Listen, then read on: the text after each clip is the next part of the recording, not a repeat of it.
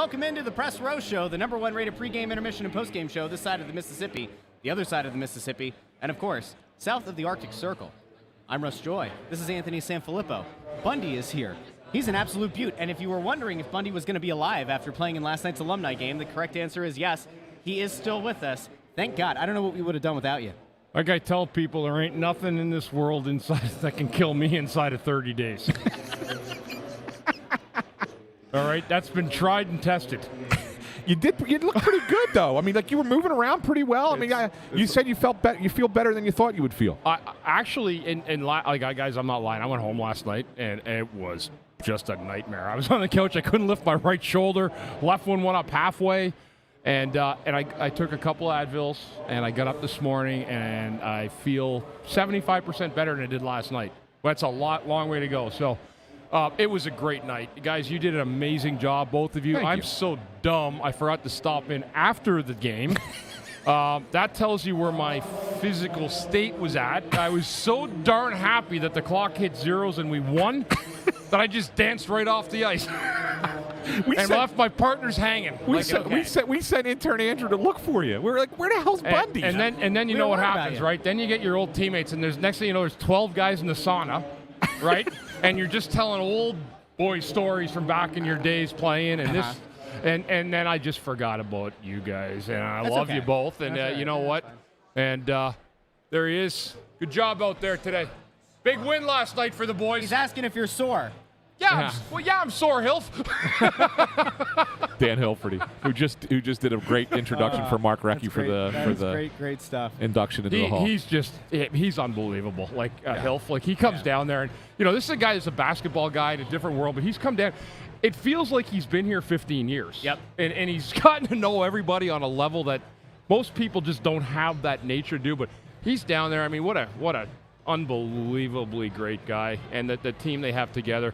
I'm telling you, the one thing I tell people, we're going in the right direction here. It's like a rebirth, and I really felt. I told Wayne Fish last night, like that game for some reason really felt like the reconnection to the community. Yeah, like that was an unbelievable crowd. People were so excited about it, and it was like a just follow up from the good season the team has had, the hard work. It was a really, really good special night last night. So obviously Mark Recchi was the star of the weekend. He was the legitimate star of the game last night with 2 goals and an assist. But, Bundy, you gave him a hard time about one, didn't you? That he did not score. I gave him a beautiful saucer pass at the beginning, about 3 shifts into the game. I mean, I flipped it over 2 Bruins defensemen. Rex went in, and he came back to the bench. I go, you know what? I needed that apple. You just got to finish that. It's not Jerry Cheevers in 75 in the pipes down there. You got to clean that up, Rex. It was so like you got intern Andrew all fired up. We were watching the game, and he's like, "Oh, Bundy just missed getting an apple." Yeah. And then I got, what's funny? I got down the ice a little bit too a couple times to try to shift it, and I think maybe it's from watching the Flyers this year. Yeah. I said, what the hell? I may as well go down there and see what happens. But it was good, and you know what's funny too, guys? Like I was sitting on the bench watching it, like that play, even like Leclerc to Lindros or Sharpie. Nobody's ever going to tell me that the skill level has dropped off from those 90. These players like Mark Recchi, they were unbelievable hockey players. And it felt like every team then had 3 or 4 superstars. And it was on display last night. Yeah, I mean, and that's the thing. Like, I mean, obviously you guys don't skate like you used to skate. No. Right? Obviously. But you can still see some of the, flashes of what made you guys NHL stars, right? I mean, the mitts are still there. Like you guys can catch it, get down the ice and deflect that pass, the puck past the goalie. Like it never goes away. That it just becomes like old hat, right? And it's so funny too when you go back and play a game like that, where you just end up getting it throws you back into time. One of the funniest stories last night, guys, from that game. He's coming on in a minute. We're waiting before the game, right, to go out, and we went out into the hallway. And who was there? It was me, Mike Richards, and Riley Cote. 2005-06, my last year. Yeah. You know who used to be out there? Me, Mike Richards, and Riley Cote, waiting to go on the ice. And I said that. I go, oh, my God. I said, talk about, it gives me the chills. I'm like, that just is like what you've done. And that's 18 years ago. Yep. And it just was like a mindset or something happens in your head where you remember stuff, and that's the way it is. Yeah. So it's pretty Absolutely cool, wild. pretty cool stuff. You know what the funny thing is I said what we were watching the game. I said Riley being like 35 pounds lighter, he can skate so much better now than he could when he played. Him and Brash, Right? Yeah. And Fridge, Brash I'd is never great. seen Fridge try to score a goal like that in my life. We had Brash on. Yes. After the game. Yep. Yeah, he was so good. He was picked the wrong hockey movie, but that's fine. Dude, he still plays. He beats I know, guys up every week still. He's still playing up in Quebec. In the LNAH. Yeah. It's like the Quebec League. There's different tiers. God bless him. I tell called- you what, I he's said, in I shape. said, you're the Yager of Quebec. Well, he was saying, Brashager. he did say though, he said something to the effect of like,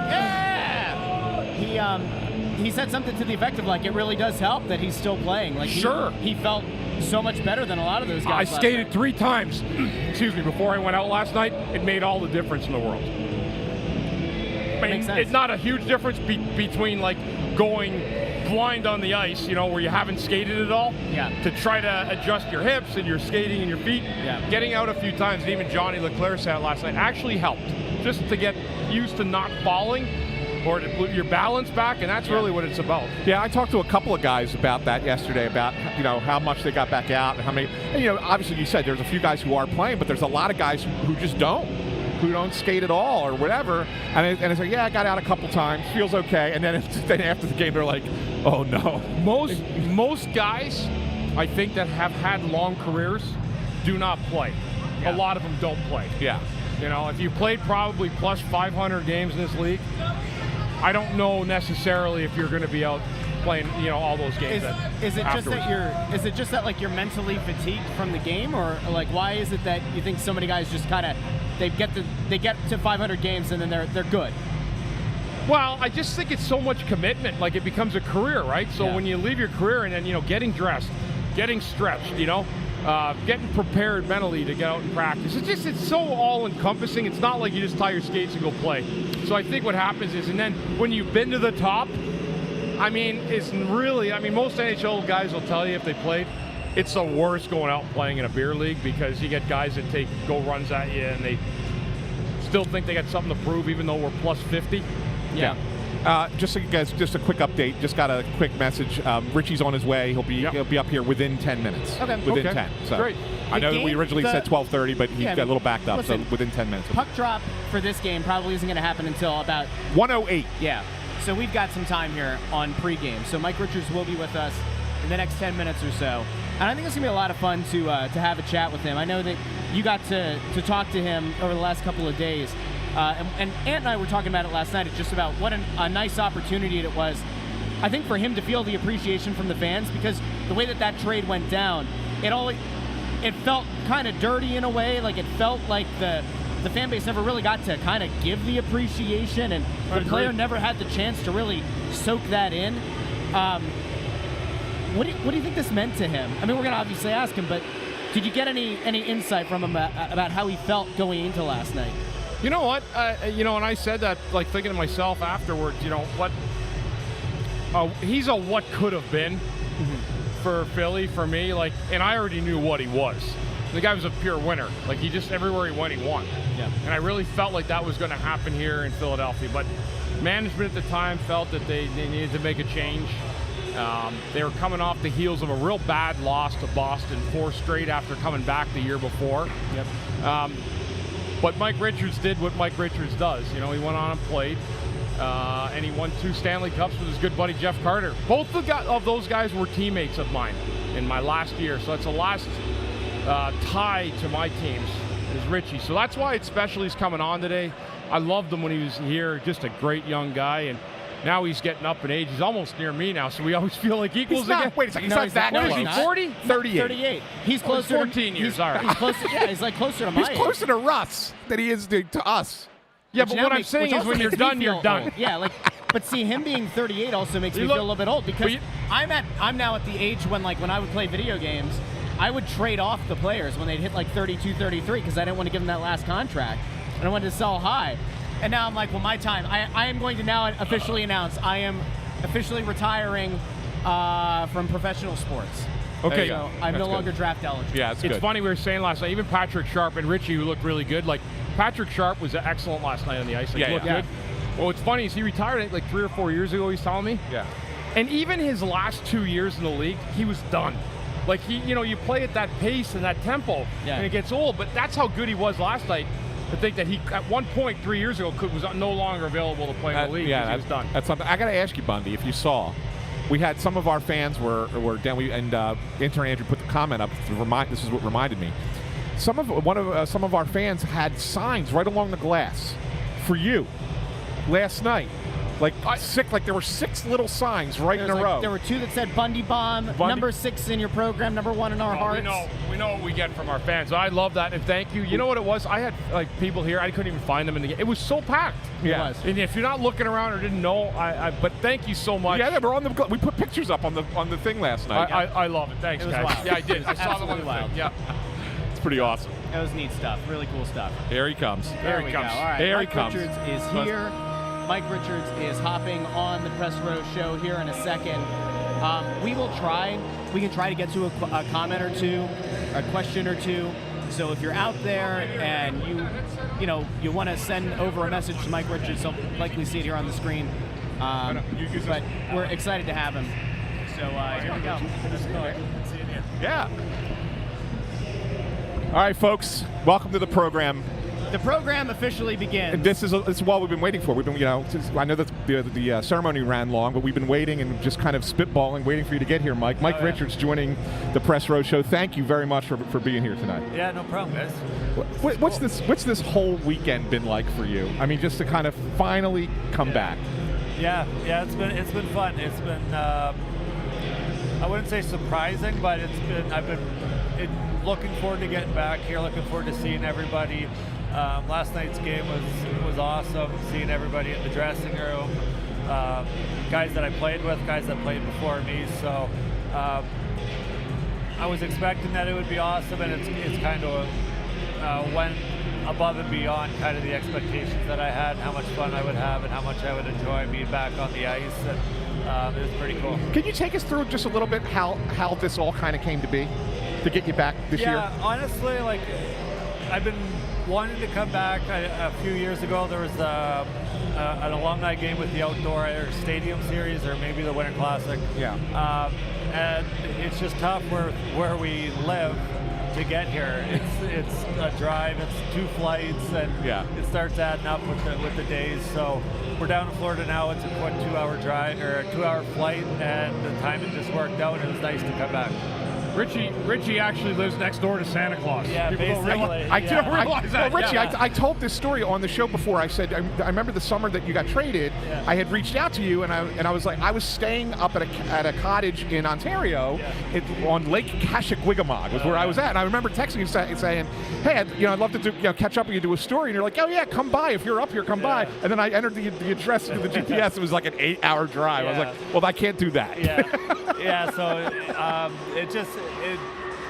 it took all the connections, all the driving, everything out of it now that we're down in Florida. So a little quicker to get here, and obviously nice because I've been wanting to come back and do some things with the alumni for a while, and it was nice that it finally worked out. How are you feeling today after playing last night? Yeah, so I skate a little bit, just kind of shitty hockey with my buddies, so I'm not bad. Last night, I'm not going to lie, I was pretty tired after the game. But I don't feel bad right now. I'm still 38, so wouldn't say I'm terrible. Like, Hartsy's still playing. I still probably could be out there if I was a little bit better, but yeah. So I'm not bad this morning, but I was definitely tired last night. So I always said, and I know Russ, I was telling you guys, Mike was my last year, so that's a connection between us. I played with Mike for 1 year. And I was telling Anthony before, I think it's so great he's back. He was an unbelievable young guy when I played with him, and had winter written all over him. And unfortunately, those W's in May and June didn't happen here. They happened in LA. But that being said, he was an unbelievable teammate to many guys, and I would have loved to have seen what he started and finished here. But having him back yesterday, was one of the best things I've seen as an alumni, and certainly well deserved and appreciated by all. Well, I want to take you back a little bit because you and I are closer in age than these guys are. When you Russ. Stop. when you were sent out, it sent a lot of shock waves through the fan base, and I could kind of put on the fan cap from back then, but it felt like there was never that moment that the fan base got to kind of like show you the appreciation for what you did here. Did it almost feel like I don't know, like a little bit more wholesome yesterday to kind of get to soak that in, to get appreciated, to put on the orange and black again and have that moment with the fans? Yeah, maybe. I think that's actually probably a pretty good way to look at it. I think in pro sports, when you get traded, everything's just, it's always about what's coming up next. You never really get to look back. And even when you're playing, like, you don't get a second to take a deep breath. Everything is always about either training for next season, next game, playoffs, stuff like that. So it's wild. You just get traded, and the next thing you know, you're playing for a different team. So that's, I guess, kind of what is nice about the alumni games and stuff like that, being able to come back, and obviously Philly has a great alumni. Not every team does stuff like this where you have alumni games, you have golf tournaments, stuff like that, to come back to and kind of hang out with everyone. So it's nice that they have it, and it's obviously nice to come back, see everybody that I played with, see people that played before me, and then obviously Don or Rex today. It's really first class here in Philly, and I don't think you get that appreciation for the organization, the fans, stuff like that, until you go somewhere else, kind of see everything with a couple different organizations, and then kind of take a step back and come back, and then get put back into it and just see how well everything's run, how great the fan support is, and obviously how well the organization is run. Richie, you've had great individual accolades, and obviously winning Stanley Cups is a pinnacle of that. What is your great memories in Philly? Either a personal play on the ice, or obviously 03 coming back and winning's got to be something you'll remember forever. That happened again with him against San Jose. Came back from 03. Yeah. Is there something for you, that play, the shift kind of play where the backhand against Montreal, is there something for you that stood out and remember? Yeah, there's a few. Obviously, as an athlete, you kind of remember the first goal, first NHL game, stuff like that. First time you put the jersey on, probably an exhibition, and then before the game. Playoffs, I remember, I think it was 08 when we played Washington. Yeah. And that was a great series. We were up 3-1, and they came back 3-3, and then we won it in overtime in Washington. That's always a great memory. Yeah. And then 2010 obviously is kind of the pinnacle of kind of the highs, and obviously the low with losing in the end and not getting over 2 games away.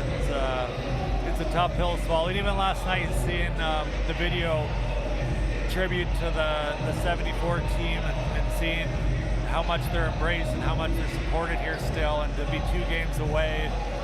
We were just talking on the ice about how crazy it would have been here if we would have won in that 2010 year. So just stuff like that. Even though we ended up losing, that the way the city got behind that team and how crazy it was, and literally everywhere you went, it was just like, good luck, we're pulling for you, and the fan support, and just how wild it was. So those are just a few, but there's honestly probably 100 of them that I can list off. What are you doing now, Richie? What are you doing to keep busy? What's afterlife hockey looking like for you? Yeah, it's not very crazy. It's just pretty quiet, to be honest. We have some horses, so I kind of take care of them at home, and then a lot of fishing, a lot of golf. At first it was tough, you go from such a high level of competition, and you're in the grind, and hanging with your friends. Yeah, and then next thing you know, you're just out and you don't really have much going on. So it's been nice to I guess put your energy towards something like fishing, golfing, and then we have a lot of horses. We have 11 of them, so it's a lot of stuff to clean up there. Do you need a jockey? Yeah. I know Russ is small enough. No, I would much rather watch Ant be a jockey than me, in fairness. Want to see a horse lick? Yeah, that's right. Yeah. Have you ever thought about getting back into the game in any way, or no? A little bit sometimes. The first 3 years, 3 years that I stopped playing, I just kind of had enough. Almost hockey fatigue. I didn't really watch it very much. I barely played even shinny back home. I just didn't really feel like doing it. And then over the past few years, I've started to watch a little bit more, started enjoying being around it. I've had some people come and talk to me about maybe doing some things for different organizations. So at some point I might, at this point I'm enjoying watching it, not having that grind, because I think the biggest misconception is like anyone that works for organizations, it's still a grind and it's still pro sports. So for me to get back in, I would have to be all in, and right now I'm not ready to do that. No, that's fair. That's fair. a fair answer, yeah. Fishing, like how's it going? I mean, I know you were a big time fisherman. It's all right. It's got its ups and downs. It's fun though. I think you just look for ways to have some competition, I think, and that just gives me a little bit of it. Obviously golfing, same type of thing, and when you have so much competitive juices kind of flowing day in, day out, and then you finish and you don't have that, you kind of look for areas to do that. So I've been doing some fishing tournaments, haven't been doing very well in them, so hopefully. Well, I was going to ask you if you have a prize catch yet. Yeah, not yet, no. No? So hopefully in the coming years we will, but it's been nice. I love fishing. We live in a good spot for it, and we do it often. Richie, it's been awesome having you up here, buddy. Yeah, thanks, man. And like playing yesterday, it was such an honor for me again to get back playing with you. And seeing you, I was telling the story before the game when I mentioned you and Riley. Yeah. We were out there waiting to go out, the only 3 guys. And I'm looking and it shot me back to 2005. I'm like, it's just weird how your nuances stick around. Yeah, there's certain things that just trigger like a memory that it was kind of the same thing when you're putting a jersey on, like Sharpie, Patrick Sharp and Cote were beside me on each side. It just like, you just kind of get, even for an alumni game, you get in the routine of doing what you did before. And it was pretty neat actually. It was pretty cool to see that, like just those positive memories. Speaking of triggering memories. Yes. And I've asked, I'm glad you're about to I've asked every guy this, that whatever. Since you played with Bundy, is there a story that you can tell, a favorite story you can tell about Bundy that the public can hear? We know that there are a lot you cannot tell, but if there's something you can tell. Probably, I think it was one of our first games when I asked you why they were booing you, and you said, no, that's my nickname is Lou. So that was always something that stuck with me. Right, I turn the couldn't puck understand off. why Last they year were was booing not my best year. So It's Lou. Yeah, It's Lou. Yeah, we're yelling Lou instead of boo. So I always thought that was hilarious. Oh, that's fantastic. That's Rich, you're the man, buddy. Well, Richie, thanks again. We really appreciate it. Hopefully we'll see you again down the road at these things. Appreciate you guys. Mike Richards. Thanks, Mike. Good There we stuff. go. Thanks again, pal. It's good to Mike see you. Richards here on the Press Row Show. Like we always say, you never know who you're going to see on the Press Row Show. Very cool. I mean, listen, there have been good captains in this organization. There have been great captains in this organization. I think we can probably, and I know that yesterday people were saying this, but if we're being honest here, I think that Richards, and usually it's people who kind of go back to those 70s teams as well as fans, Richards might have been the best captain and embodied what it is to be a Flyer from Bobby Clark. He was like a mini Bob Clark. Yeah, that he was kind of like that modern interpretation of Bob Clark. His presence was definitely missed here, and it's so nice to see the guy smile and to think back on those times and be able to, I don't know. Like I said, he's always been a love or very whatever, subtle guy too. Yeah, right? yeah. Like he's not a like us. We get going. We're very outgoing and stuff. And Mike is more of an introverted type of personality. And that's great. But he was a fun guy. But very serious hockey player. And I know that if things would have just been different here, there would have been a win with him around here. I mean, he's one of those guys. I don't know why. No one knows why. General Patton ended up being General Patton. Yeah. But some guys just end up being great at what they do. It's funny because people knew when he was young. He was nicknamed Captain Canada. Yes. From World Juniors. Yep. Right. Yep. I mean, so you knew at 18 that he had that ability. So Mike Richards won the Canadian World Junior Gold. Yeah. He won with the Kitchener Rangers, the Memorial Cup. Yeah. He won a Calder Cup here in the Philadelphia. Phantoms. Yeah. And he went on to win the Stanley Cup in L.A. And an Olympic gold and medal. an Olympic gold medal. Yeah. Guy's a winner. We talk about winning DNA. We talk about losing DNA. The guy had winning DNA.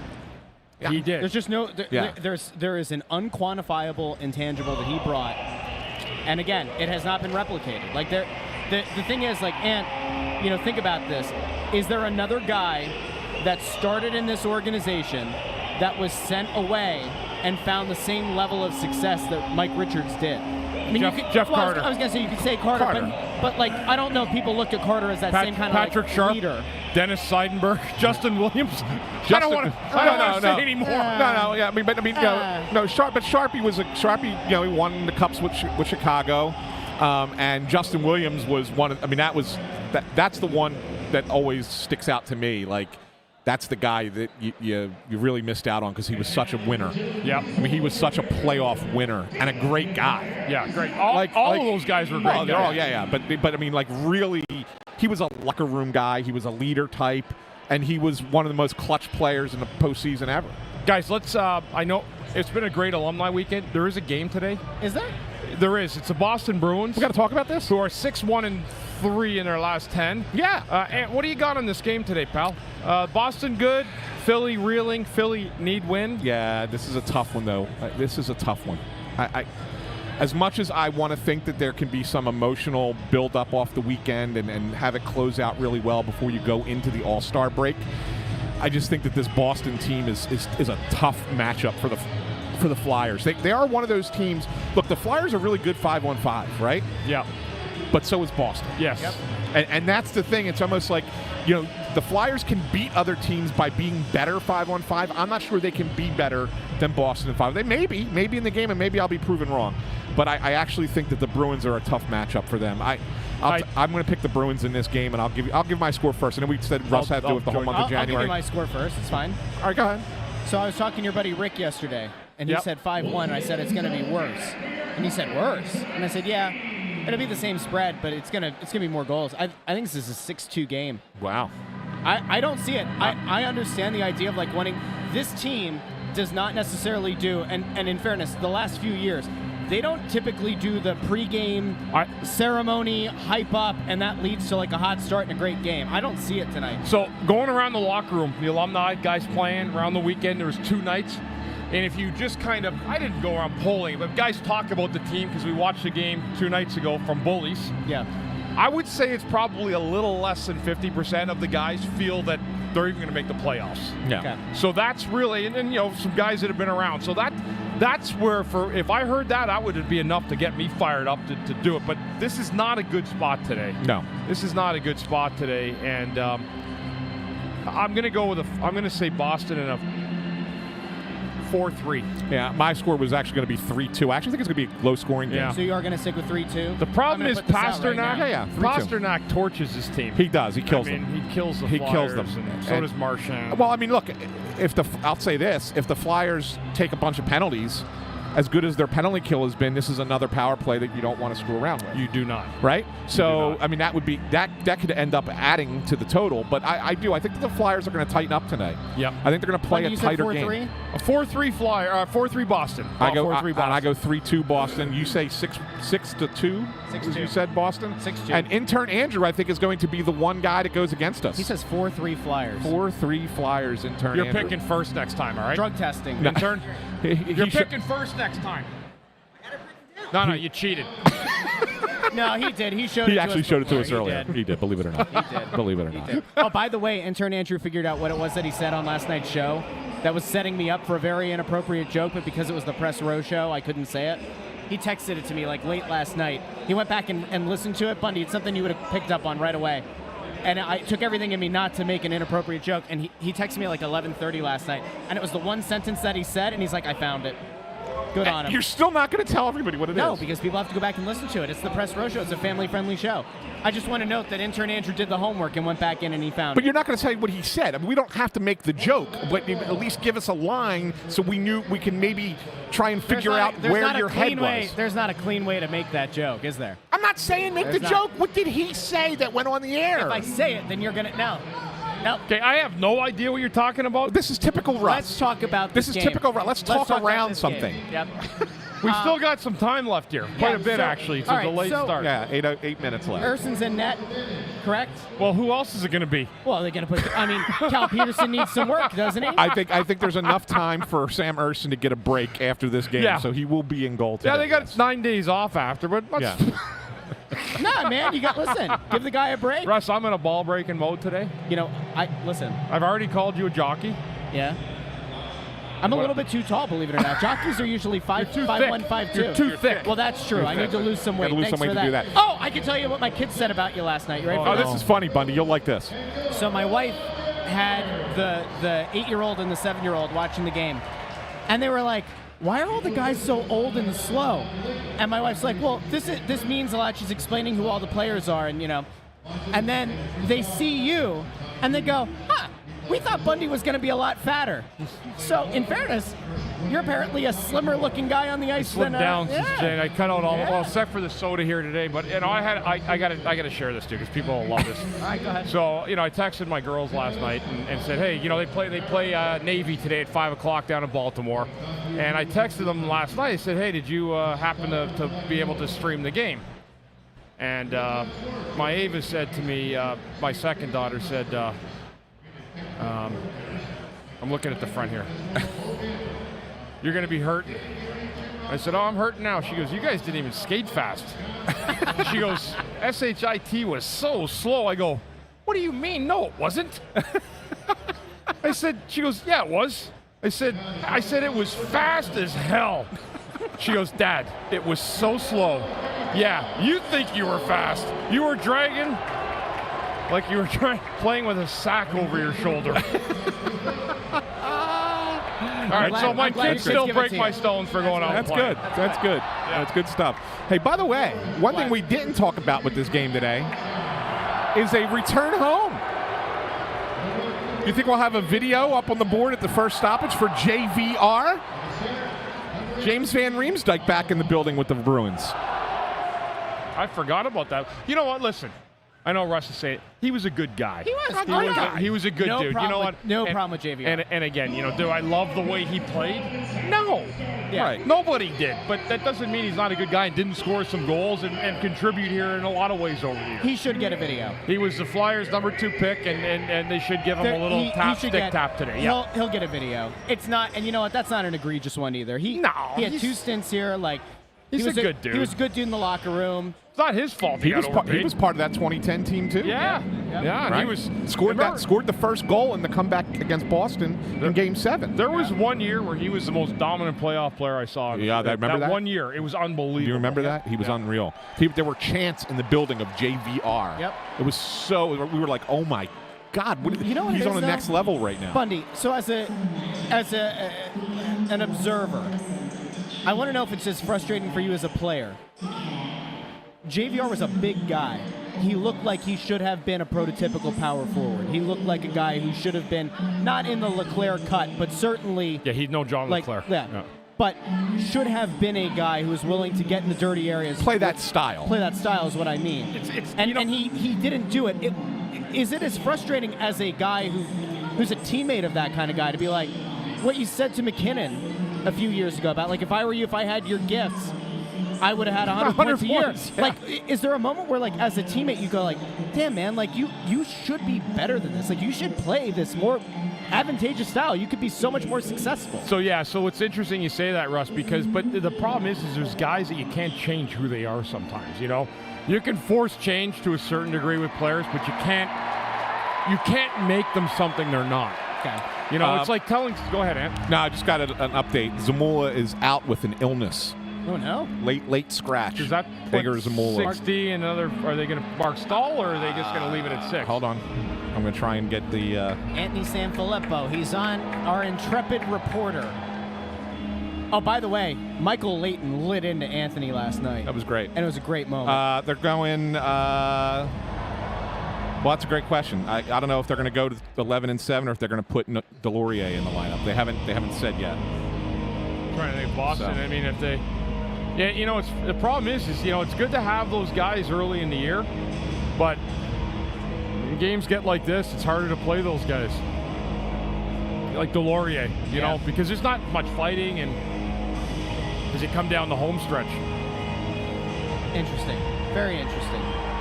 Anthony, don't even worry about it. You're not going to get an answer on the Twitterverse. Yeah, well, some people might put it up there. Uh-huh. Delorier.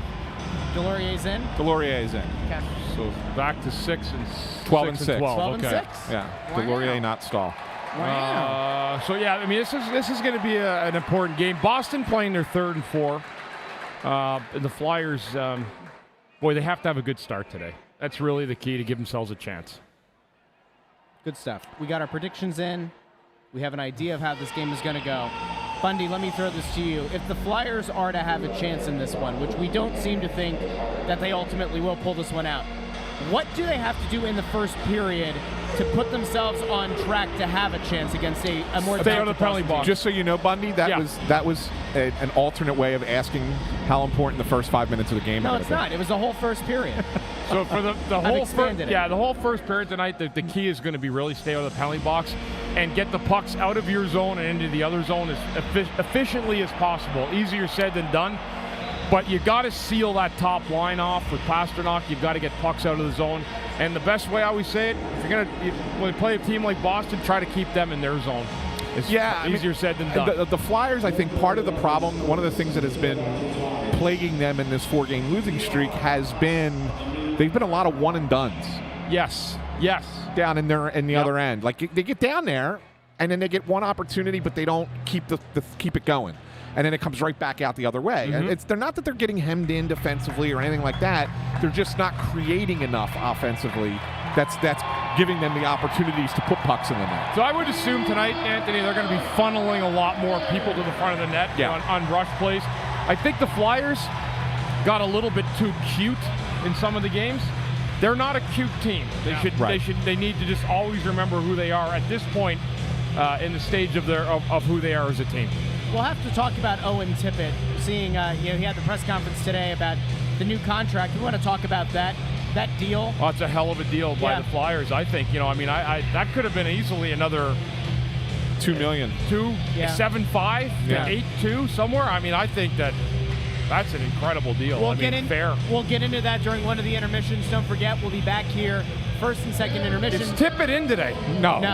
Okay. He's still out. Yeah. And then we'll be back post-game as well. Anthony will either have a player post-game or I'll have the Torch presser through intern Andrew's potato cam. Big thank you to everybody who tuned in here pregame. Make sure you like the video, share the video, subscribe on YouTube, watch on Facebook, on Twitter, share the link, and go subscribe to the podcast wherever you get your podcast. So for Bundy, for intern Andrew, I'm Russ. We will talk to you in the first intermission.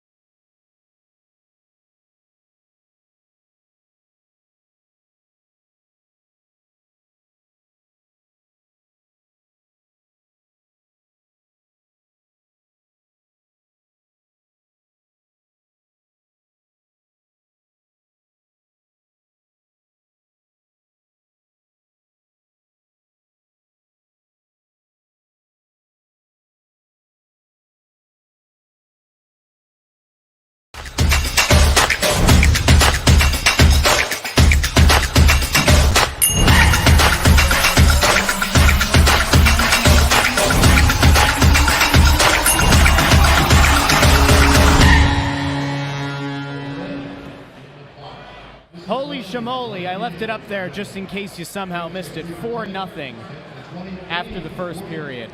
That wasn't good. Welcome into the Press Row Show, the number 1 rated pregame, intermission, and postgame show this side of the Mississippi, the other side of the Mississippi, and south of the Arctic Circle. Guys, let's get into it. We talked about how important that first was going to be if the Flyers were going to have any chance to compete. And I guess the one benefit of a 4-0 first period is this probably close to sold-out arena can probably just beat the traffic now. Bundy, what happened? Where do you start? There's several breakdowns on those goals. D-zone coverage was awful. Compete level in the D-zone was substandard. Goaltending was not good. And you got a 4-0 road team after one. And the thing of it is, too, is like, you look the first 10 minutes of the period, I thought that the Flyers were the better team. They were fine. They were the better team in the first 10 minutes of the period, and then it all went to hell quick. And Pasternak, we've talked about him. Well, we know about him, right? Flyer killer. I mean, grandiose.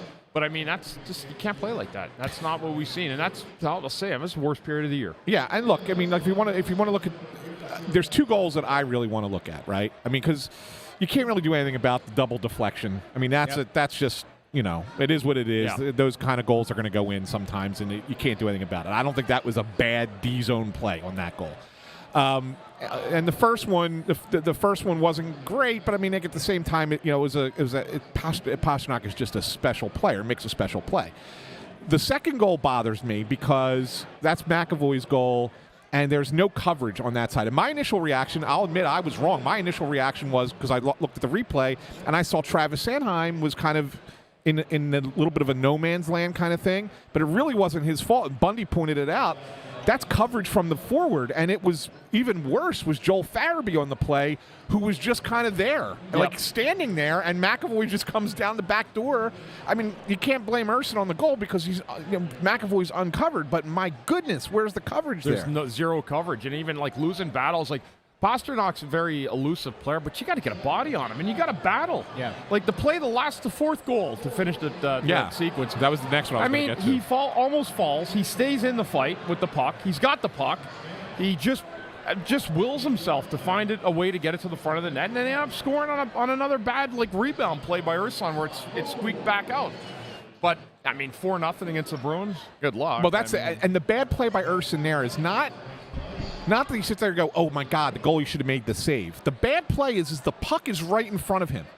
He could either cover it or he could try and maybe move it to the corner or whatever, but he just did a little poke of the puck, and he put it right on the doorstep for Pasternak to put it in. Yeah. Like, that's not the play the goalie has to make on that play. That's not. Goal. He did not look confident with the puck. There was a couple little turnovers and chip plays he had outside the net, but again, that's just not. You can't have a start like that. We talked about it. I thought the Flyers did have a good start, but what did they get? 4 goals in about 8 minutes? Yeah, it was all the last 10 minutes of the period. That's why I said like two of them were within 35 seconds or so, maybe less of game time. Listen, there's a guy that we have to talk about here, and it's a guy that has been brought up a bunch of times here in the YouTube comments, especially. Scott Laughton has not been Scott Laughton for much of this season. I think fans look for people to blame, like individual players to blame when things like this happen. This is systemic right now. This is a systemic failure. It's not what they're doing as a team is not working. And it was funny, we joked about Farabee when it was 0-0. Yeah. Farabee tried the Michigan. Didn't work. I said Torts was going to bench him for trying it. Right. I don't know if that Michigan. I haven't seen a play like that. That's not how we play in this league. Right, but I mean, but the point. Is that a hockey play, Torts? Wait, that's an impression right there. Torts, I haven't seen a play like that in this league. Not for a long time. That's not going to endear you to me. Michigan doesn't work more than 2 out of 100 times. But the point that I was trying to we gotta have some fun. We're gonna get it back to the hockey. The silly podcast. Make is that it's a nice attempt, I guess, by Farabee there. He thought he had a chance to score, and he picks the puck up behind him, tries to wrap it around. Doesn't work. But it's endemic of what is happening with this team, where they are trying to make cute plays. Yep. And this is a team that is not a cute play team. No. They're a team that has to score ugly goals. Right? I mean, that's what they do. That's how they got off to the great start that they've gotten off to this year. And right now, and maybe over the course of the last handful of games, it has been we're playing too cute in the offensive end. Yep. And it's cost them. Yeah, and that's kind of like what I'm joking about with Torts, like with that play. That's not a play he's going to like at all. Because even though it might work, the problem is that it goes away from what you're doing, that systemic type of play, right, like Anthony's talking about. So, yeah, I mean, listen, guys are asked to be creative, but the problem is when you make a play like that, it was 0-0, and next thing you know, it's 4-0. I get kind of weird like that, like with stuff that goes on when you do things You're like that. Oddly superstitious about that kind of thing? I just feel like when you don't do the right things, the north-south that this team has played all year, and you start getting in a mindset that that's the kind of way you can play, it's not. Yeah. It's not conducive. You're down 4-0 at home on Hall of Fame game to the Bruins. That's an arch rival. I think it's silly to blame or to say that there's correlation between Farabee trying the Michigan and the team collapsing into a 4-0. I don't think No. it's just, not that like, the play causes that. Like, are the optics of playing loose like that? And I think you're missing my point. It's not that the play causes the Right. downhill what happened afterwards. It's the notion of you need to try and be more of a grinded out offense. And they're trying to do, and this is not just today, one period.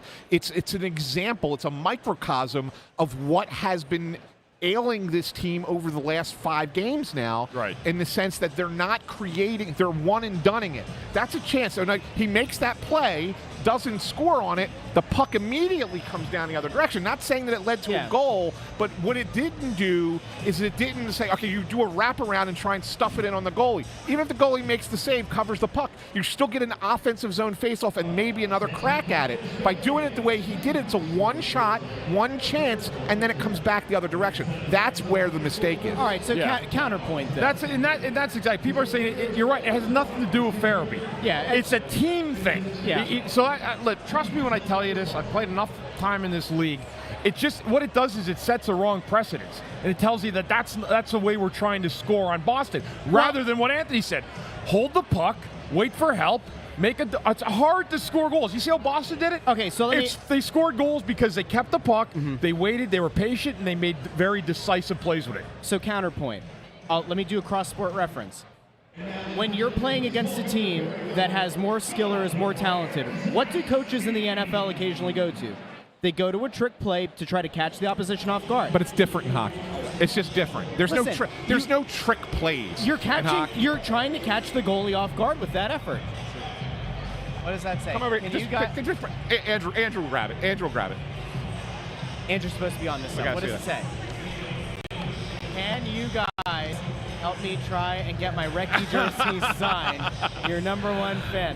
He's not up here with us. He's not up here with us. If he was up here, I would absolutely get it signed. Are you a Chris Therien fan?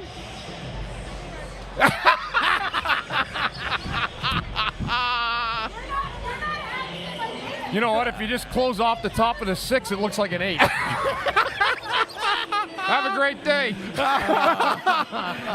He absolutely will say. Look. So what you won't. Come over. Let her over. Right, Let her over. Come over. What you won't see here. This is hysterical. This does not happen in regular broadcast. No, it's not. It came out of a frame. Your dog is really cute. Your dog's in it. Oh, I like So that this dog. lady up here. I'm going to give You took context it while out. this lady's like yelling. I don't know. If I could, I don't know how to do it. That Yeah. said, I'm your number 1 fan. Can you get? I Mark wish. Recchi I to wish sign you my could. jersey? He's like all over the building, so I just don't know how to get a And- hold of him. Yeah. If we knew. We will try and find out. Try. We're going to try. She's upset Between with- periods, she's all upset we with can do. Bundy Period starts, for we not will being try. able to get Recchi to sign. We the will jersey. try. That was Okay. fun. That was fun. We love fans. Congratulations. You just became part of the Snow The Goalie family. Literally a black car with a orange pinstripe with 8. I don't know what. I have no idea. So what she's got a car. She has a car that's dedicated to Mark Recchi. Black car. It's got a white pinstripe. It's a black car with a white pinstripe. Orange pinstripe. Orange Orange pinstripe. pinstripe. I'm sorry, orange pinstripe with the number 8.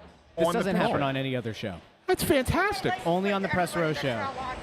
Now, see, Anthony made the mistake. There's of no letting this mistakes. lady- There's lady no mistakes. cross the road. We'll get your I don't know. jersey figured out one way or another. We'll try. If it's not today, we'll get it figured We'll do our out. best. We'll get it figured out. We'll do our best. Yes. Okay. How does this fall on us? I don't know. You got to prove you follow the show. No, we my should do favorite- it like all the influencers do. Show us that you follow the show, and if you can't prove it, then you're not our number one fan, and this is all fake No, news. but and we're not helping. I still love the fact that I said, you want Chris Therien to sign, and she went, hi, Chris. It's like,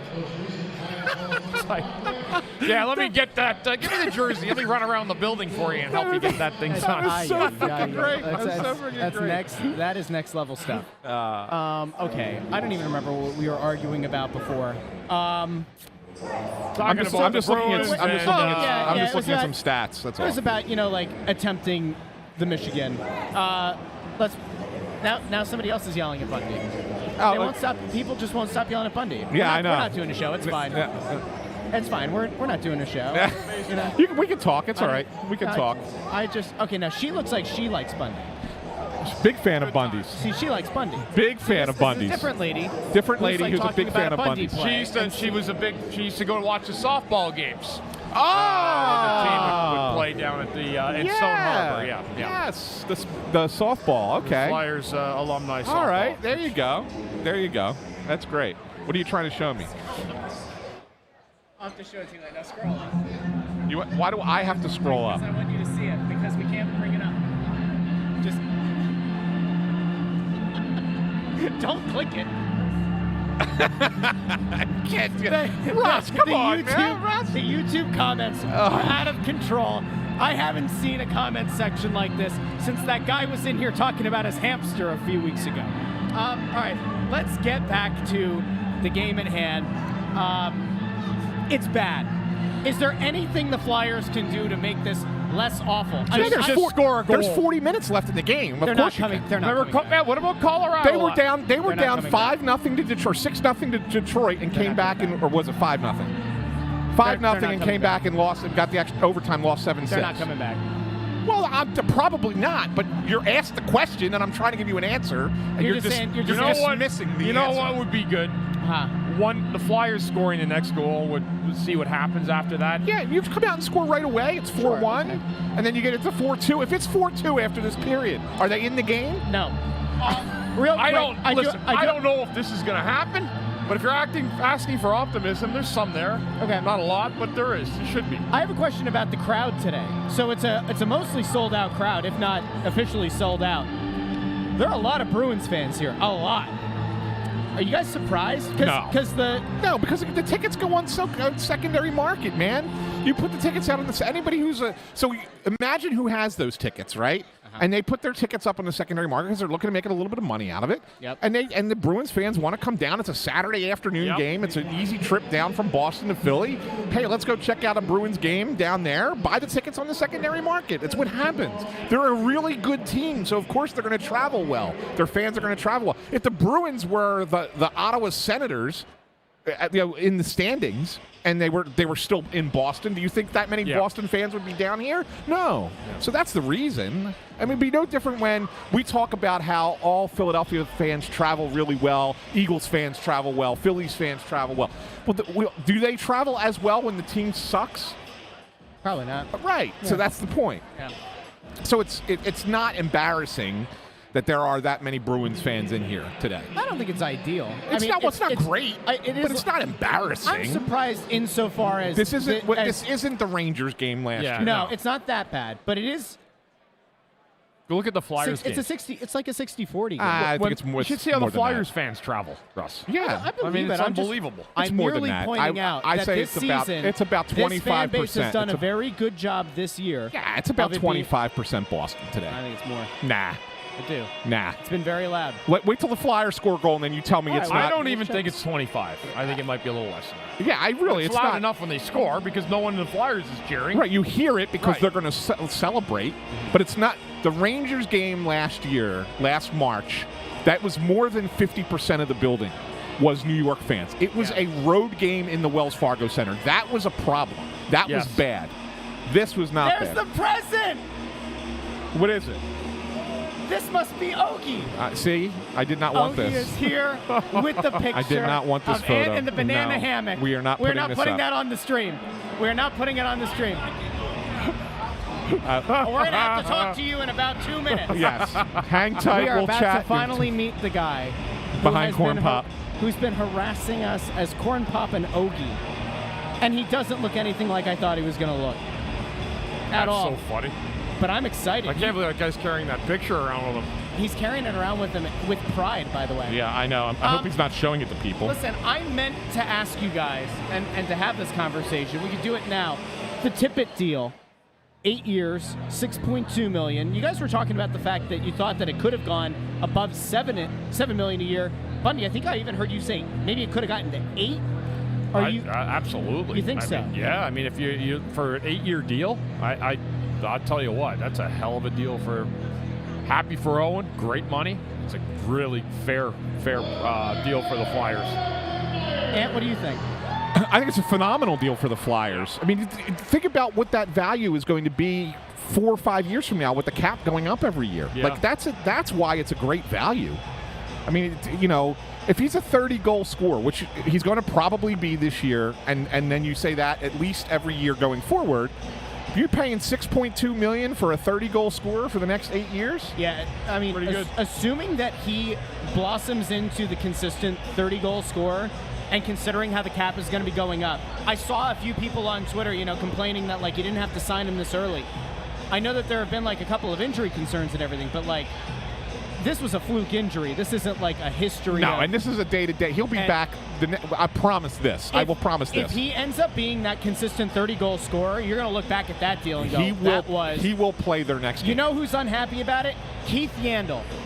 Or whoever's behind the burner account, who's been telling people for months and months that Owen Tippett was going to leave, and Travis Konechny was going to leave, and Joel Farabee was going to leave. I don't know if it's Yandel, all right, but it's somebody. It's somebody in a certain little circle who likes to act like they've got the inside scoop on the Flyers. And Owen Tippett signed here for 8 years, and today at the press conference said, this is home now. So we got to go find that guy. What is it, Saul Goodman on Twitter? We got to go find him. Russ. We got to. Russ wants to make my life miserable. I didn't say Keith Yandel's fingerprints are all over the Twitter account. I will get all of the negative feedback from that comment. Not you. You won't get negative for that. I always take your bullets. See you next intermission. My internal monologue.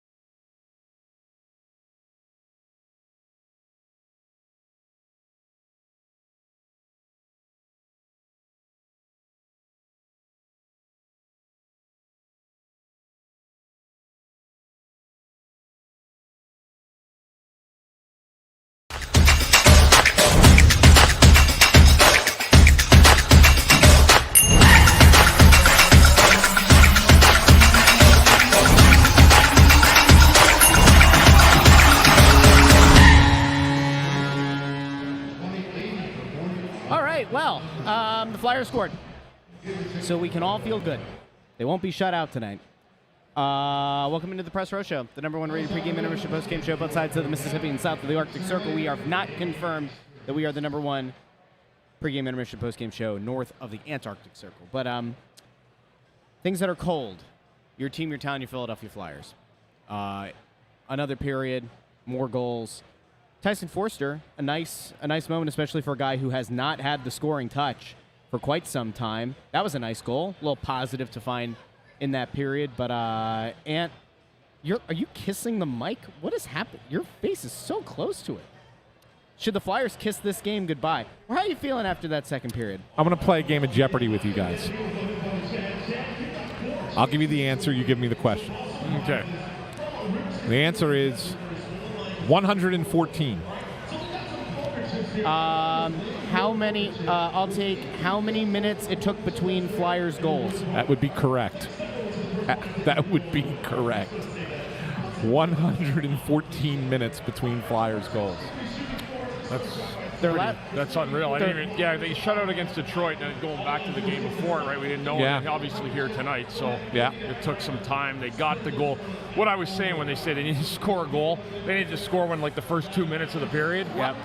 They gave Boston the 5th goal before they ended up getting one. And to be honest with you, even if you stayed at, they only got the 1 goal in the period, they just had to win the period. Yes. You couldn't tie the period, which they ended up doing. They tied the period. They had to win the period. So, if it was 1-0 and it's 4-1 going into the third period, it's still a game. I mean, it's a long shot, but it's still a game.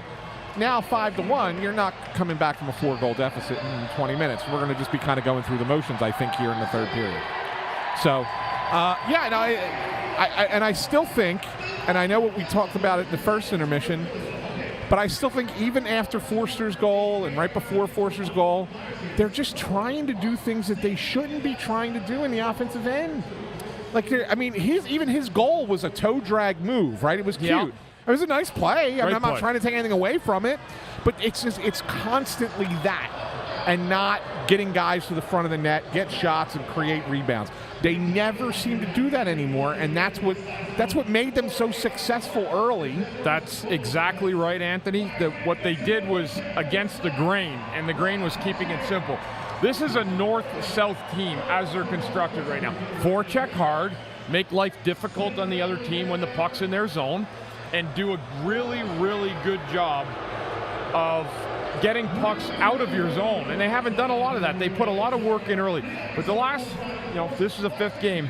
I haven't loved a whole lot of what's gone on because they've done exactly. And remember, things change quick, right? Like we're here now at Sunday. Go back to Thursday, just 10 days ago. They smoked Dallas, right? Like that was as impressive as a game as you're going to see anywhere. But this is what happens, and I'm telling you, it can happen where you feel like, oh, you know what, we're doing all these things, let's try something different. No. What they were doing was they were scoring goals because they were playing with a north-south between the hash marks mentality and funneling traffic there, and they haven't done that. There's hardly been bodies in front of the net today. There really hasn't. This team just has a lot of things going the wrong way right now, and eventually there's a cumulative effect. I mean, we would be remiss, and I know Anthony doesn't necessarily agree, but the Carter Hart leave of absence and what's going on there, regardless of how much it affects you on game day, that's still a guy that guys in this locker room we're friends with. There's going to be a human element to this. I'm not saying that they're going out there and they're lamenting and they're in their heads about it. Just saying that from a human level, as you're kind of going through, you've been losing games, you lost Tippett to injury and he was kind of on fire for you. You had the Carter Hart thing going on. The break is coming up. It's just a lot of things all kind of trending in the same direction. You look at it and you go, this team really desperately does need what's essentially a bye week. I mean, realistically, yes. They need to kind of get away from it, clear their heads, and then you come back renewed after the extended break. They've got 20 minutes left. That's the best part about what they have coming up is they're going to be able to forget this for a little bit. Yeah. But they're going to have to walk back into reality again, and they're going to have to get this repaired. And how you repair it is to do go back and show them things they did when they were doing things that were helping them win games. But right now, it's not conducive at all to trying to win hockey games, let alone a team that has skill, plays north-south, is very feisty and determined, and they're showing it here today on their third game in 4 nights. Bundy, is this a matter of this team believing that they're not a north-south team? Like, is this a moment where, like, guys are looking at the void of Tippett and they're kind of thinking to themselves, like, hey, I can do that, and they're trying to do too much? Yeah, it can have. That's kind of what I just said. Like, whatever they thought they were doing, where they ended up playing that well, they thought they were doing it some other way, and they've turned the way they play. And that happens. That happens to every team. There's nobody, really good, mature teams don't fall into those traps, and that's not where this Flyers team is right now. They're just not that group right now. So, again, why did you play so good against Winnipeg and Dallas? And those were the pinnacles of the year. Like 2 out of those 3 games. It was in a 2 or 3 span. They were to perfection. But I think sometimes when things go so well, you can misread them yourself as a player. And I think that's kind of what happened to this team. Because they're doing stuff now, like even Anthony said. There's like the toe drag was a nice play by Forster, but we haven't seen that. Yeah. Like that's a desperate play for a guy trying to score a goal. Right. Rather than knowing your system's going to do it for you. Exactly. And that's my point with this whole thing. It's just that they are – everybody says they're trying to do too much. What does that mean? That means that you're taking yourself out of what you've done right and well to this point to try and get a different outcome because you haven't gotten the outcome. It's not trusting the system that's in place. Right? I mean, that's what trying to do too much means. Yes. Right? You just stick with what got you here, and you'll be okay. Yes, you're going to have ups and downs, don't get me wrong, but ultimately what's going to get you back on track is playing the way that you should play and not playing outside of yourself. Yeah. And that's really what it comes down to, right? Yeah. And I know we had a super chat there. I'm going to go to the super chat from Ted E. Yeah. What happened to this team? Should we sell or keep TK? You got to keep Travis Konecny. There's enough body parts down there you can trade. Yeah. And they will. They will. I mean, they won't. There's going to be some guys who will not be here at the deadline. TK's a guy I keep because you can build around him. His game's improved. But why would you get rid of him, right? Like, he's had a great year. Yeah, no, I think he's going to be part of this team going forward. So, yeah, no, I don't think that he's – no, and I know everybody thinks, a lot of people out there are like Russ in the sense that you sit there and you think about trades all day long and who should be traded and trade this guy, trade that guy. And what I'll say is that don't fall in love with the concept of having a ton of draft picks. Yeah, it's good to have extra draft picks. The Flyers have a lot. I'm not saying that they shouldn't do that. And they're going to trade guys for draft picks. They are. It's going to happen. Sean Walker's going to get you a draft pick. And if there's probably another player or two that's going to get traded. They're going to get you draft picks. And that's great. That's good to have. Sure. But the more you trade pieces that you have now that are good players, that are young enough that they could be part of your team when the team is good again, you'll be in a perpetual cycle of always having draft picks and not having talent. And Travis Konecny is talent. He's a talent on it, and there's talent coming. So therefore, to me, he's not a guy you should trade. Has he been a guy that they've discussed in the past trading? Yeah. Mm-hmm. But I think that he's elevated his game to a level where you sit there and say, this is a guy that could be part of this. And you've made a commitment to Owen Tippett. You've made a commitment, smaller commitment to Ryan Poehling, right? And you got these young kids coming. You got a commitment to Travis Sanheim. You just traded for Drysdale and York. Is here. You start to see what that core, what that group is starting to look like. There's no reason to trade away a 26-year-old kid because the guys are starting to be in place. You might as well keep them. Ted E. clarified that he meant keeping TK. That's fine, yeah. And I think I felt he was asking whether they should or shouldn't. But so here's the thing. I think that what the organization probably wanted to see when they had previously entertained potential offers for Konecny in the past is they wanted to see if he'd take the step as a leader and take that maturity step in addition to what he was doing on the ice. And it seems like under Torts he has, which is why he seems to be an integral piece of what they're going to try to build here. I mean, obviously that they have guys in the pipeline like a Mishkov that they think are going to be the elite number one guy on the team. And maybe Konecny's not supposed to be that guy, but he is going to be a very important piece of this going forward. There's a lot of things they need, but these are the pieces that you have to decide what you're going to do with, and I believe they keep them. They need a lot. They need a big center like a sizable, big skating center, defensively and offensively. I know Coots is I'm talking about a guy like a real massive presence. We're talking about with Mark Recchi last night about Fantilli in Columbus. He coaches him, right? Yeah. We're just talking about how that as an 18-year-old center in the league is probably one of the hardest things you can do. But it will be invaluable to them down 3 or 4 years down the road. Yeah, no, and the thing is like, to me, if Travis Konechny was 31, and you looked at it, okay, maybe then you would trade him. He's 26, right? I mean, he's young. He's still a young hockey player. Yep. And unless you're getting some kind of unbelievable return for the guy, and what I mean by that, no. See, you get so enamored with the draft picks. What I'm saying is if you trade Travis Konechny, you better be getting 2 NHL caliber players right away who could come in here who are young and can be part of this build. Because if you're trading Travis Konechny for 2 draft picks, one of them is going to be 18 years old, okay, who is probably not going to be in the NHL for 3 years, and then the other one's going to be a year down the line. So you're looking 4 or 5 years before that player's ready. How long are you extending that out? You want to get the team going good in the next couple of years, right? I mean, you want it. See, you love the whole process concept. I haven't said anything. But I know you. You're getting yourself all worked up. I know you. I'm not getting worked up. I know you. You're like doing a thing. You're doing your bit. You were a trust the process guy with the Sixers, so I know who you are. I understand. And they ended up getting an elite talent that just scored 70-odd points and hasn't gotten out of the second round. And basketball is a different way to build. Basketball is a get out of the second round again this year either. Basketball Nick Nurse is a good coach. Basketball is a different way to build. I'll tell you what. I would actually put down a bet right now that the Sixers will go farther than the Bucks because Doc Rivers is a fraud. Well, I mean, you could. I think they actually have a better. This I might like be the Nick Nurse. I'm not talking about Nick coach. Nurse. He's one. That's what I'm saying. not talking about basketball here. Yeah, and you're right, and that's something it's finally something we agree on. That basketball is different than hockey. Yeah, I don't know what your point is.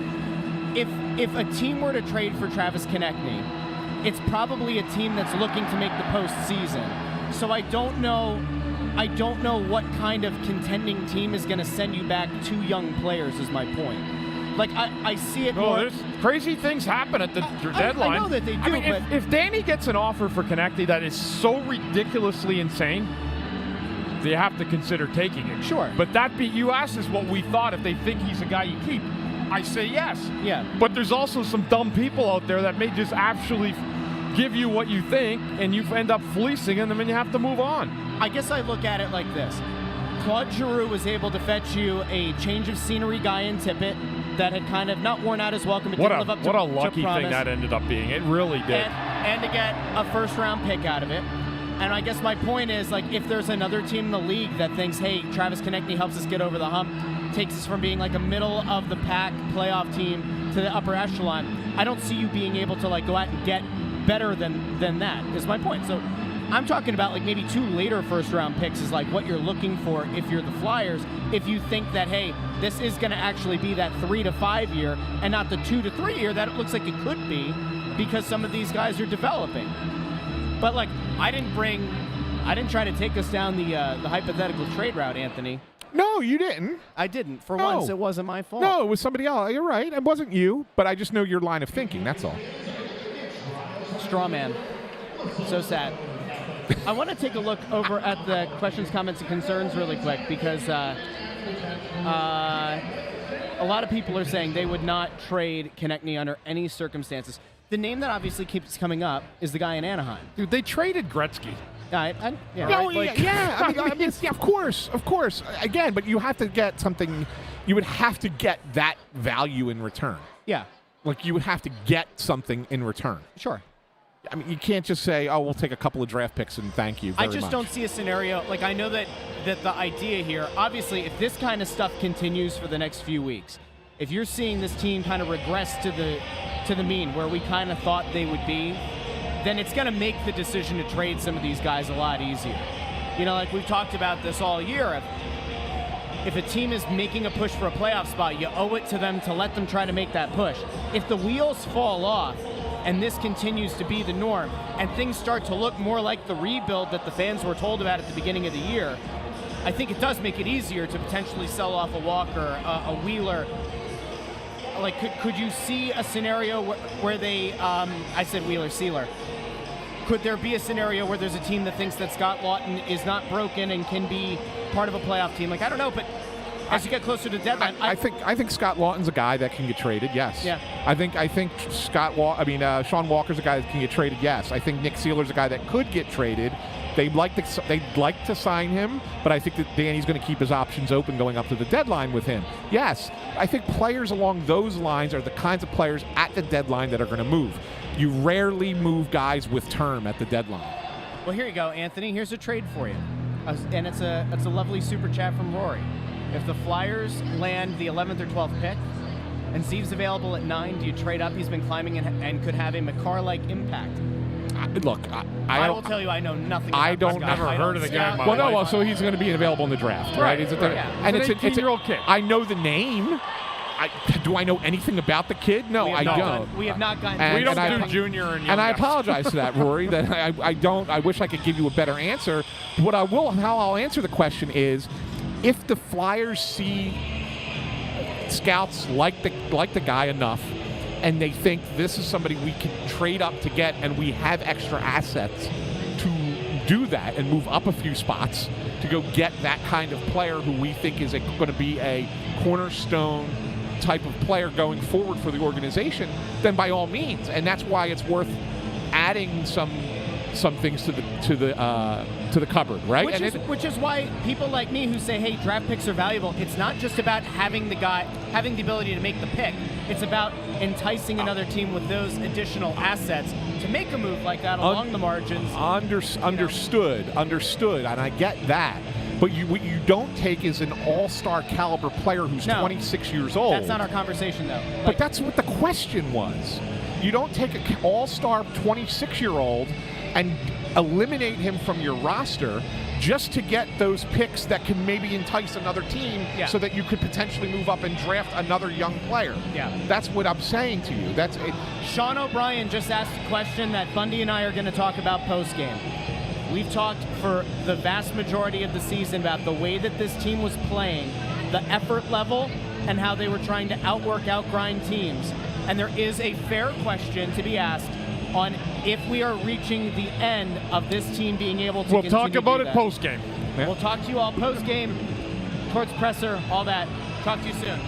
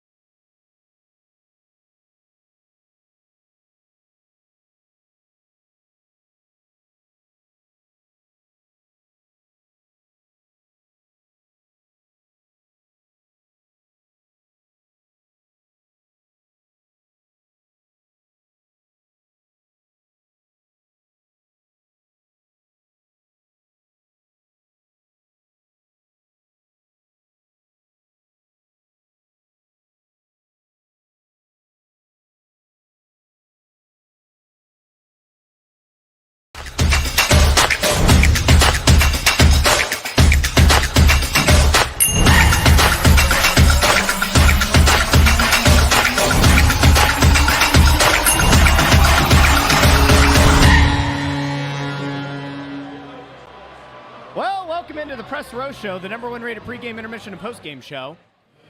That was something. Who could have seen a 6-2 game coming? Me.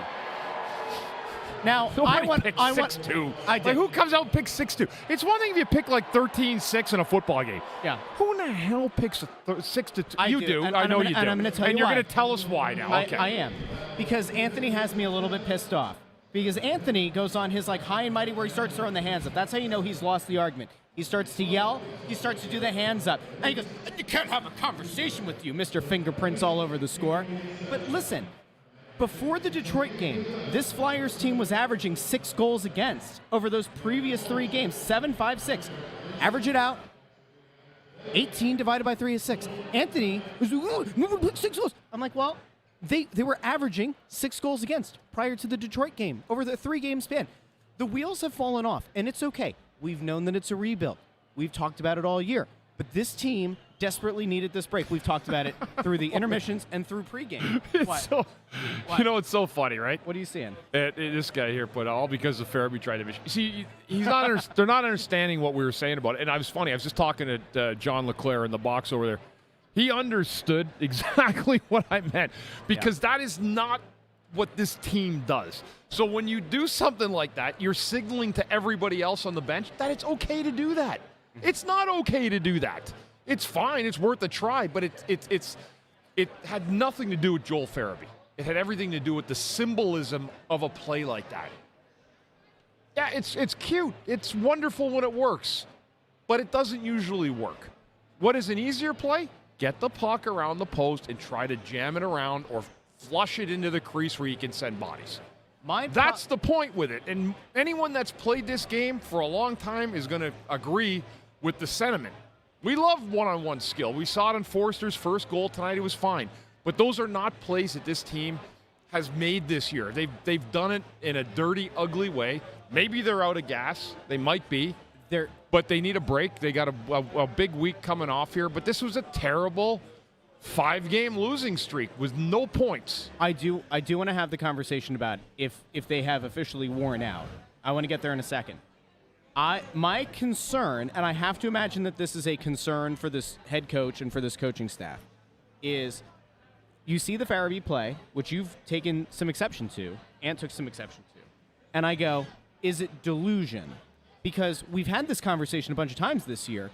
It's very clear how this team has to win. North-south, yes. Get in the dirty areas, play ugly, and outscore the opposition. And when they do it, they've won. They've beaten really good teams with that formula. But there is the question of delusion in that, do some of these guys think that they are more skilled players than they actually are? Or do they think that they can get away with those kind of plays? And, it's entirely possible that that's what you're seeing. I brought this up during, I think it was the second intermission. So for the people who listen after the fact in the podcast feed, they'd have to go watch that on YouTube for this whole thing. But Owen Tippett going out, he's arguably one of your best goal scorers, one of your most creative offensive players. You need to send that link to intern Andrew. Okay, I'll send it. From our partner there. And while he's out, somebody's going to look to fill that void. Farabee tried the skill play. It didn't work. I don't know. There's part of me that just goes, all right, some of these guys might think they have more skill than they do. I don't know. It's frustrating. But here's the thing. We always have to have this conversation. This team was meant to be a rebuilding team. Yep. And they played above their head. They played above their head for weeks. For months, they played above their head. How last week? Against Dallas, they played above their heads. And, it's going to happen sometimes. But, let's be real. There are going to be some painful games. They just have to stop the bleeding. They get a week away.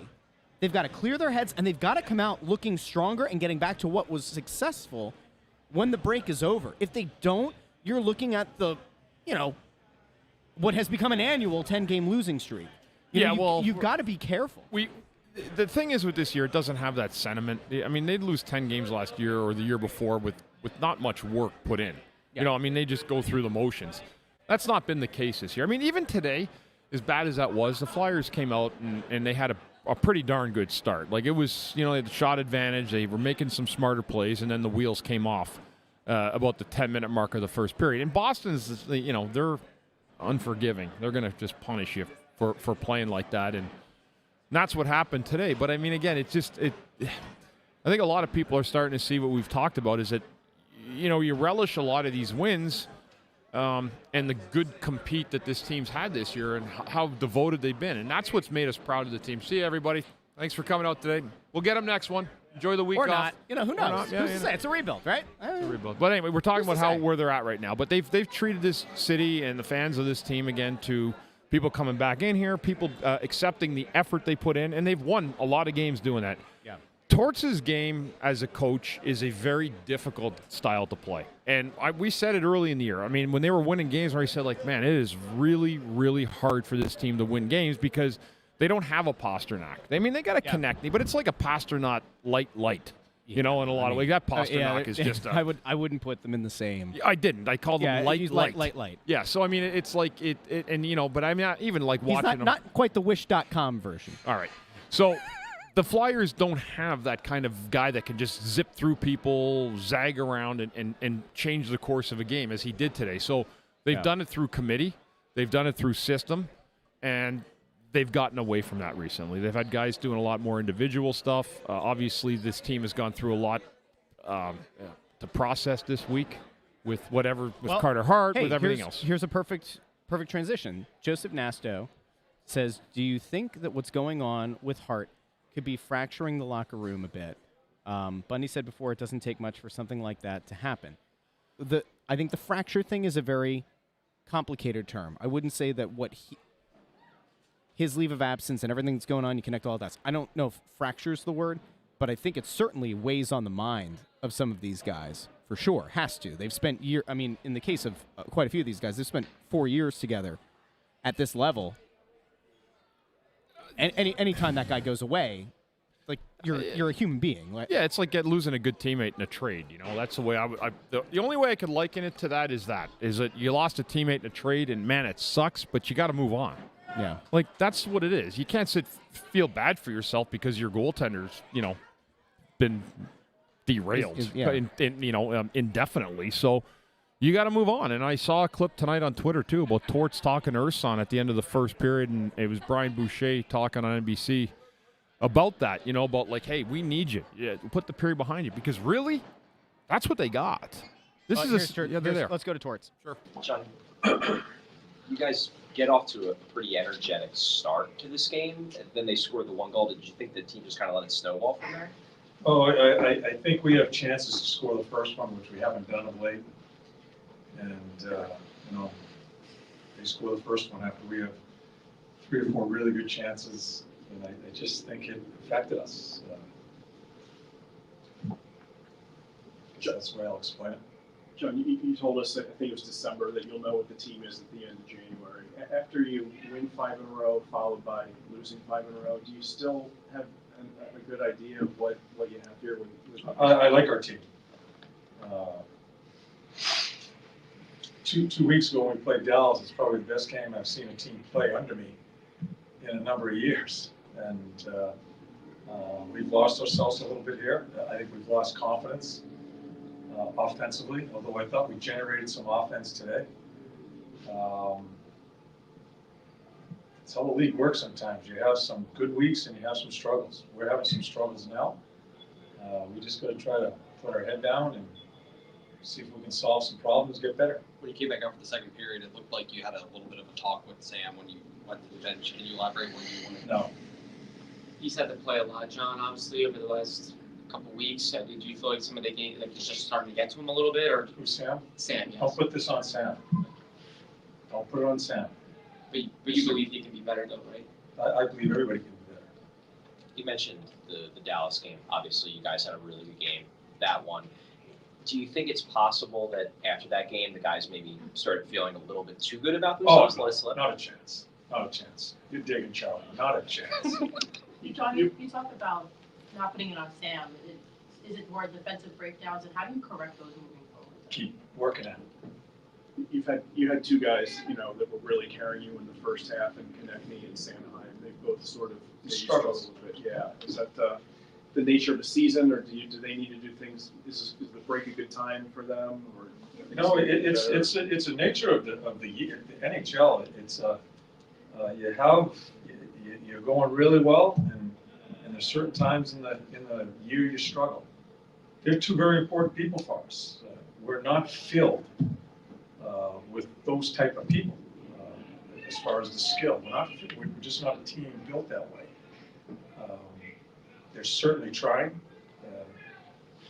It's just been a struggle for us all offensively.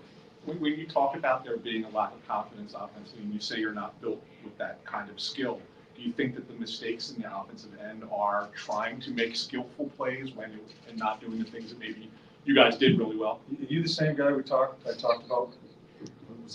Did I go at you? Yes, you did. Not answering your questions. Okay. You talked about offensive guys. Tippett's one of them. He's hoping to be back after the break. He said, do you think he can kind of give you a jolt? Yeah, so he's an important guy. We miss him terribly. Doesn't put us into where we can't function without him. But he's such an important guy for us. And yeah, it's so important with him where I can bounce him to different lines. And he's the type of guy that can push offense himself without any help. So it's a very important guy for us. How important is that week now going into what you guys now? You have lost 5 straight, but now you guys got a week off and you come back. Does it do anything for you guys that you guys can regroup over this time, or is it just you're getting right back to it when you get back into it? We practice Sunday. They have some time off. 2 days of practice playing against a good Florida team. Thanks, Coach.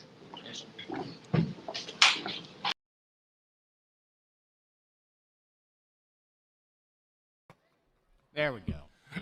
The camera was better tonight. Really, really good. Good job, intern Andrew. Intern Andrew. What a guy. Tort's still not happy with Ant. Still not happy. He's gonna have to nut up at some point. Torts at some point's gonna have to stop being whatever the hell he's being. Here's an idea. Sit down with the guy and have a chat. Same thing that we expected A.J. Brown to do with Marcus Hayes, which apparently happened at some point at the end of the Eagles season. Well, I don't know. At some point, perhaps you just have to, figure it out. Well, he's obviously a little upset about his team. I mean, they've lost 5 in a row. And, he can't do anything about it for a week. There's a lot of deflecting in there. The one thing that I think you can go back to there and feel fine about is the fact that he's saying don't put this on Erson, where, I think a lot of people are going to look at that first period and they're going to say, was it Sam's fault? We talked about the way that some of the breakdowns happen in front of net. No, it's not all on him. Although he's been put into a really bad position, right? In that, he was kind of battling for the number 1 job, but he wasn't expecting to be the number 1, and now he'll get a few weeks here to kind of he'll get a week here to kind of go into it prepping as being the number 1 going forward for however long.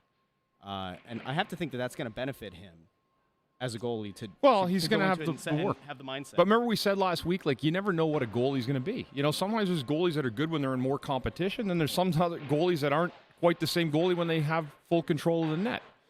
So again, I don't know necessarily what it is, but I actually thought Anthony's question was a good one. It's a shame the coach couldn't answer it. Oh. Anyway, whatever. Wild stuff.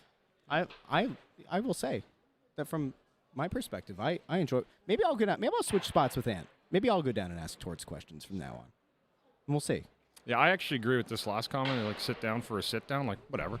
I'll sit down with him anytime he wants. You'll sit down with him. I'll sit down with him. Anthony, I think, has asked for one. So, clearly he's upset about something. Get over it then, or deal with it. The coach has a lot of things to fix with the team. The longer he decides to, make Ant the whipping boy now because he doesn't have Kevin Hayes in town to do it anymore, JVR in town to do it anymore. And Morgan Frost is now, has played well of late, so he doesn't have that whipping boy. I guess Ant's now the guy. Mm-hmm. So, I don't know. Perhaps at some point we'll be able to take a week away, and maybe the coach will be able to kind of figure out some of the things that have dogged this team for now 5 games winless. So, we'll see. Remains to be seen.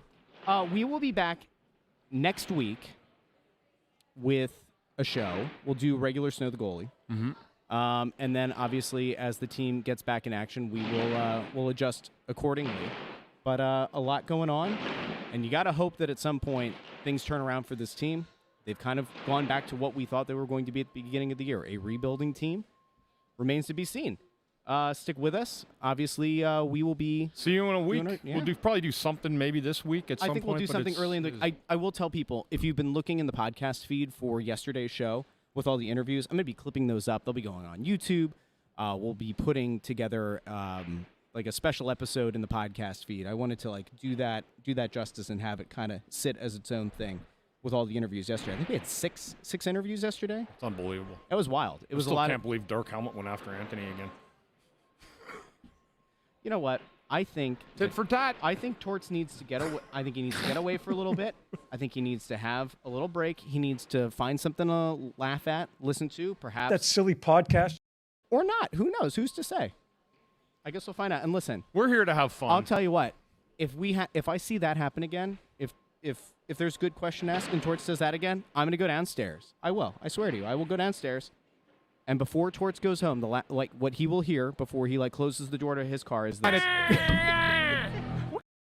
except it'll be me.